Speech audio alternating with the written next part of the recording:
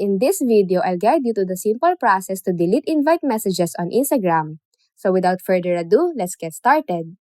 So first things first, head to your Instagram inbox and find the message containing the invite you want to delete. Now, once you're in that message, tap on View Profile option of the user to whom you sent the invite. Now on their profile, go tap on the three dots at the top right corner, and from the menu that pops up, select Block. Now, once you block the user, go back to the message with the invite, then long press on the message and remove it. Now that you remove the message, you can unblock the user if you wish.